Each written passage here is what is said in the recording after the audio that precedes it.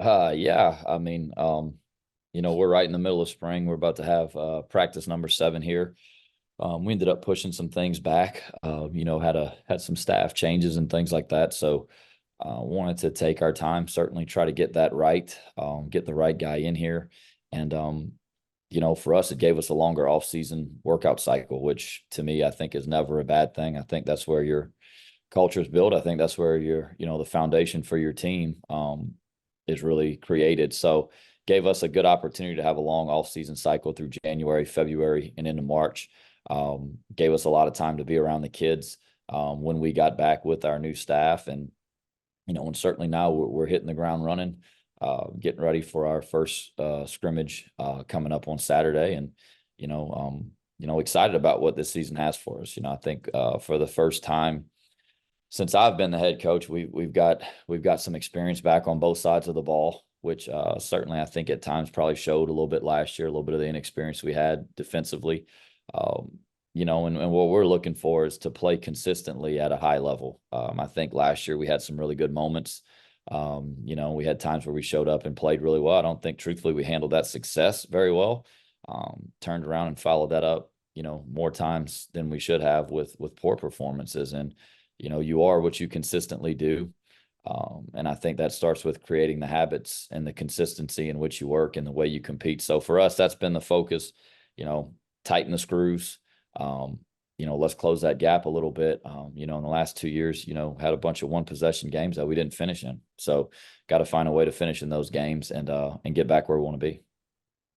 All right, we'll open up now for questions for our media on the call. Raise your hand and I'll call on you to start asking those. Coach, who maybe has impressed you in spring practice so far that you think could take on a larger role coming into the fall?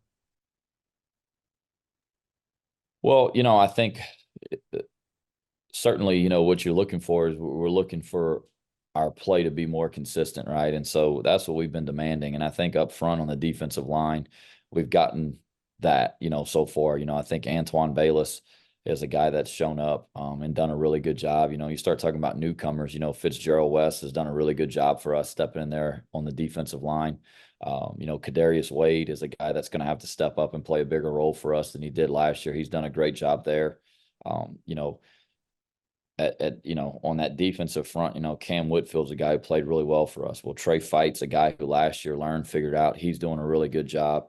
Ashley Williams is coming in. He's a player we was hoping he was going to be. Jaden Duggar is a new guy that's a unique player for us.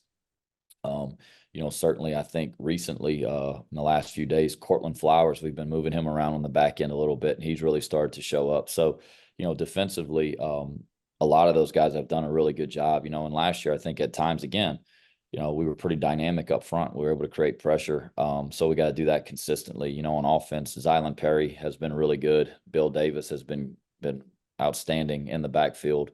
Harvey Broussard obviously is taking steps forward and growing up.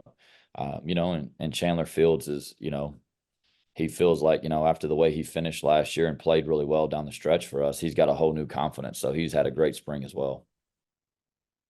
All right, kick it over to Joe for your question. Hey, Coach. You guys lost, I believe, 5 by a touchdown or less last season. Is that something that's top of mind for you and your staff this spring? And if so, how do you kind of address that with the players? Yeah, I mean, that's the difference. Look, the best 2-year run we've had in the program's history were 13-1 in one possession games. All right. So we went 24-2 in 2 years, and we had 14 one possession games, won 13 of them. The last 2 years, we've been, I think, 2-9 in one possession games. So that's where the difference comes in. All right. And in this league, I mean, you're listening to all these guys talking. They got great coaches in this league. They've got really good football players in this league, and everybody's got some. So the difference comes in the details and the way that you do it. So, yeah, for us, that has been a huge part of it. So, our competition periods, they're live, right? And we go to the ground, and you win or you lose, right? And that's what we've been doing this spring. For us, all of our situational periods, when you start talking about third downs, we're talking about what are the things that we're doing that are keeping us from converting third downs, if that's a scenario, that have nothing to do with the defense, right? It's an MA, it's a miscommunication, it's a drop ball that has nothing to do with them. On defense, it's poor alignment, right? It's not having the field boundary pressure communicated, whatever the case may be. Those are things that you can't do to yourself. They got a bunch of good teams in this league, all right, and they're well coached. So they're going to be hard enough to beat. We can't give them freebies. And, you know, you go back through it, and that's what has you kicking yourself. You know what I mean? Whether you win by 3 touchdowns or lose, you go back through a game, there's 4, 5, 6 plays in every single game that if they go one way or the other, it's the difference in the game. So for us, it's just we have to create more urgency in everything we do. And it starts with me through our coaching staff and in our players. And, you know, I think there has to be consequences, right, for winning and losing. And you have to create that in practice as well. Thank you. Yep. Coach, Louisiana's had a player selected in each of the last four NFL drafts and had Nathan Thomas invited to the combine this year. What does that NFL pipeline say about your program? Well, I mean, you know, we claim to be a program of development, and I think it speaks to that. You know, we take guys, you know, we sign guys like Nathan Thomas, who, you know, didn't have a whole lot coming out of high school. Was a high school tight end down at Chalmette High School, right outside of New Orleans. And, you know, we saw some things in him. We got him over here. He's the right type of kid. He did the work. You know, we worked really hard to get him in position to where he could, you know, play and help us. And then from there, it took off and he ran with it. And we still coach kids hard here. All right. We still believe that that's the only way. You know, football is football. It's a hard game. You have to face adversity. You have to be coached hard. But we recruit guys that allow us to do that.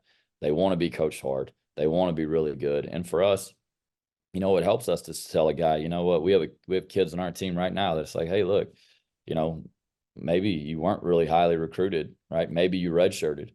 Well, we've got, you know, a dozen examples of guys in the NFL that had very similar paths to you. You know, whether it goes Max Mitchell, you know, who had one Division I offer, you know, who gets selected in the 4th round, which Percy Butler is really no different, right? A lineman, a safety. You know, Jamarcus Bradley, who played in the NFL for 4 years, didn't get his scholarship paper sent to him until signing day. There's all different types of ways to get there. And I think for us, it helps us because those guys come back, they tell their story. And for our players that are on our team, they can see themselves in those guys. I think for us as coaches, we've always taken pride and we say, you know, we want to develop guys. We want guys that want to work and want to develop. And certainly, you know, in recruiting, you know, it helps when you have a history of guys that are getting drafted and playing and being successful in the NFL.